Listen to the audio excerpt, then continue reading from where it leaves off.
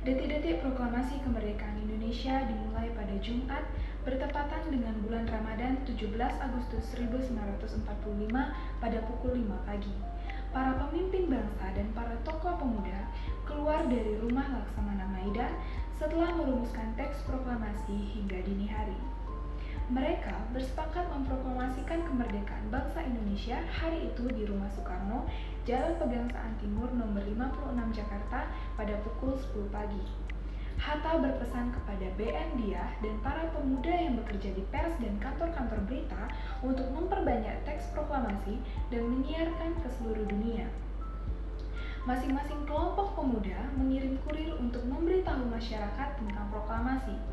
Semua alat komunikasi digunakan dalam penyambutan proklamasi seperti pamflet, pengeras suara, dan mobil-mobil ke segenap penjuru kota.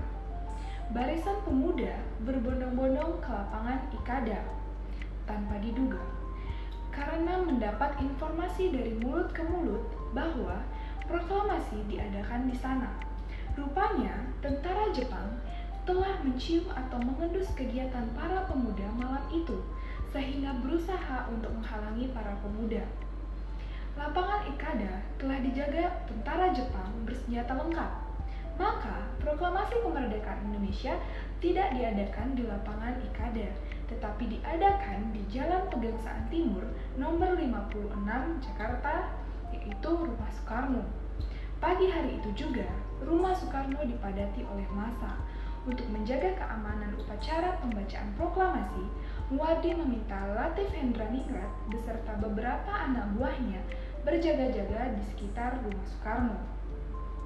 Wali Kota Jakarta, Suwiryo, memerintahkan Wilopo mempersiapkan peralatan untuk memproklamasikan kemerdekaan Indonesia seperti mikrofon. Sudiro memerintahkan S. Suhut menyiapkan bendera dan mencari tiang bendera. Saat itu, tiang bendera yang digunakan hanyalah sebatang bambu, semacam bekas jemuran pakaian. Suhut mendapat bendera merah putih dari Ibu Fatmawati sendiri dan ukurannya tidak standar, begitu besar.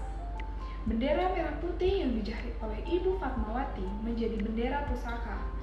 Pada saat tahun 1969 tidak dikibarkan lagi dan diganti dengan bendera duplikat.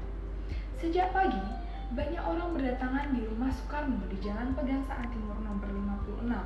Tokoh-tokoh yang sudah hadir antara lain A.A. Maramis, Buntaran Martoatmojo, Atuhar Hari, Abi Kusno Cokro Suyoso, Oto Iskandar Dinata, Ki Hajar Dewantara, dan Ratulangi, Sartono, Sayuti Melik, Pandu Kartawiguna, M. Tabrani, Muwardi, S.K. Trimurti, dan A.G. Ringo Dikdu.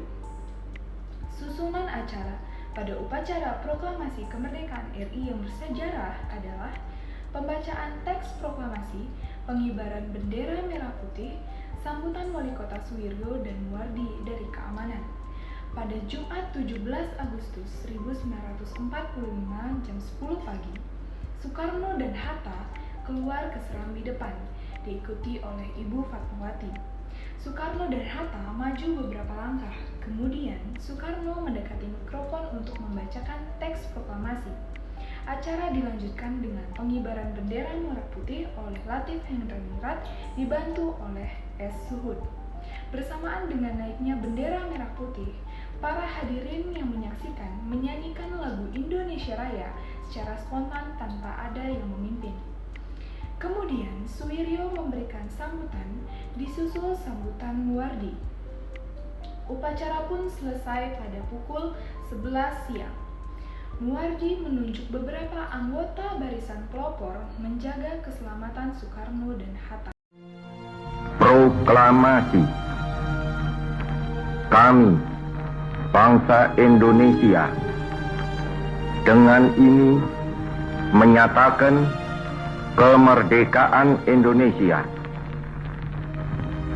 Hal-hal yang mengenai pemindahan kekuasaan dan lain-lain diselenggarakan dengan cara saksama dan dalam tempo yang sesingkat-singkatnya. Jakarta, 17 Agustus 1945, Atas nama bangsa Indonesia, Soekarno-Hatta. Dukungan dari berbagai lapisan ada dua, yaitu Aksi Pergerakan Rakyat Jakarta dan dukungan dari Sri Sultan Hamengkubuwono. Aksi Pergerakan Rakyat Jakarta hanya berbekalkan bambu runcing. Rakyat Jakarta menyerbu kawasan penting yang menduduki Jepang dipimpin oleh Johar-Nur pada tanggal 3 September 1945. Para pemuda menuliskan semboyan, merdeka atau mati, sekali merdeka tetap merdeka. Pernyataan kedua yaitu adalah dukungan pernyataan Sri Sultan Hamengkubuwono. Sri Sultan Hamengkubuwono dan Sri Paku Alam mengirim ucapan selamat kepada Insinyur Soekarno dan DRS Mohatta atas terpilihnya menjadi presiden dan wakil presiden. Sri Sultan Hamengkubuwono dan Sri Paku Alam menyatakan kemerdekaan siap untuk merdeka. 1 bulan setelah proklamasi kemerdekaan dikumandangkan, suasana di tanah air menunjukkan keadaan yang masih tidak menentu. Bala tentara Jepang tidak bersedia mengakui negara Republik Indonesia. Kemudian diketahui bahwa beberapa perwira sekutu mengadakan pendaratan di lapangan Kemayoran pada tanggal 8 September 1945. Mendengar hal itu, para pemuda yang tergabung dalam Komite Van Aksi merencanakan pengerahan rapat raksasa di lapangan Ikada, Jakarta. Para pemuda inilah yang menggalang kekuatan rakyat dan juga meyakinkan keraguan para pemimpin negara seperti Soekarno, Muhammad Hatta, dan para menteri lainnya mengenai masalah reaksi pihak Jepang yang dapat merugikan perjuangan Indonesia. Oleh karena itu, Soekarno memutuskan untuk mengadakan rapat kabinet pada 19 September 1945 di rumah Soekarno. Karena tidak kunjung mencapai kesepakatan, sidang kabinet dilanjutkan di lapangan Banteng Barat yang dihadiri oleh perwakilan Komite Van Aksi.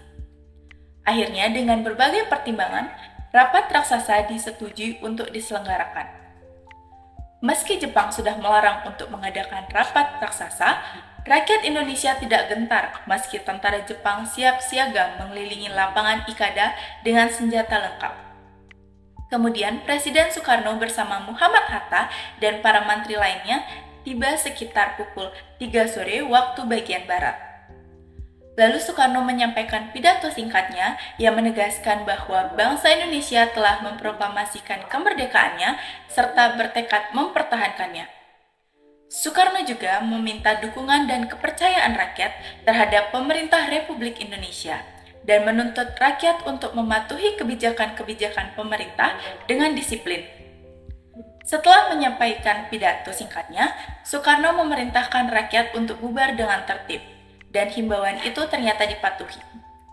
Melihat fenomena itu, rapat raksasa di lapangan Ikada menjadi manifestasi pertama tentang kebulatan tekad bangsa Indonesia untuk mempertahankan kemerdekaan dan mendukung pemerintah Indonesia di bawah pimpinan Soekarno-Hatta.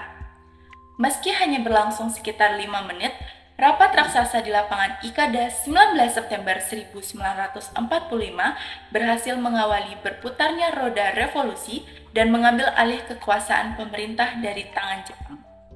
Perkenalkan, nama saya Niputulisa Cantika Putri, nomor absen 41.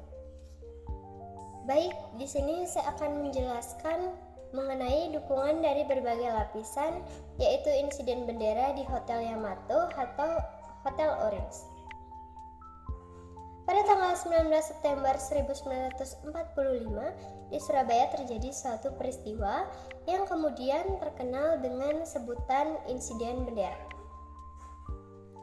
Insiden ini terjadi karena sekelompok orang Belanda di bawah pimpinan Victor Willem Carles Plukman pada malam hari tanggal 19 September 1945, tepatnya pukul 9 malam, mengibarkan bendera Belanda berwarna merah, putih, biru tanpa persetujuan pemerintah Indonesia daerah Surabaya saat itu, di tiang pada tingkat teratas Hotel Yamato sisi sebelah utara.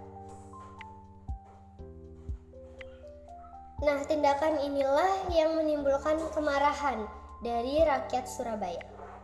Rakyat kemudian menyerbu hotel sebagai perwakilan Republik Indonesia. Sudirman berunding dengan Plukman dan kawan-kawannya, meminta agar bendera Belanda segera diturunkan dari gedung Hotel Yamato. Dalam perundingan ini, Plukman menolak untuk menurunkan bendera Belanda dan menolak untuk mengakui kedaulatan Indonesia. Persidangan berlangsung memanas. Plukman mengeluarkan piston dan terjadilah perkelahian dalam ruang persidangan saat itu. Pada saat itu juga, Kusuma-Wibowo berhasil menurunkan bendera Belanda, merobek bagian birunya, dan mengibarkan ke puncak tiang kembali. Peristiwa ini disambut oleh massa di bawah hotel dengan pekik merdeka berulang kali, sehingga yang berkibar adalah bendera Indonesia berwarna merah putih.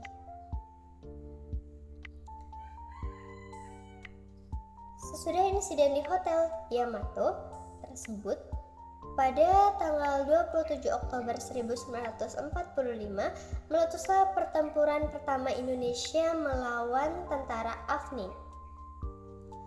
Serangan-serangan kecil itu ternyata di kemudian hari berubah menjadi agresi umum yang memakan banyak korban, baik warga sipil dan militer di pihak Indonesia maupun Inggris.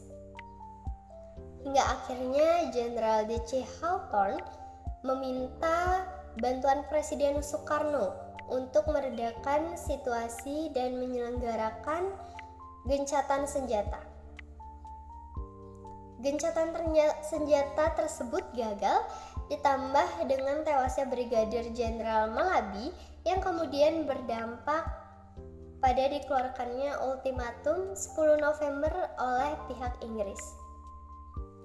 Oleh karena itu, terjadilah pertempuran Surabaya terbesar sepanjang sejarah, dan untuk mengenang momentum tersebut, tanggal 10 November ditetapkan sebagai Hari Pahlawan Nasional. Baik, sekian dari kami. Jika ada salah kata, saya mohon maaf. Dan kami tutup dengan Paramesanti. Om Santi Santi Santi Om.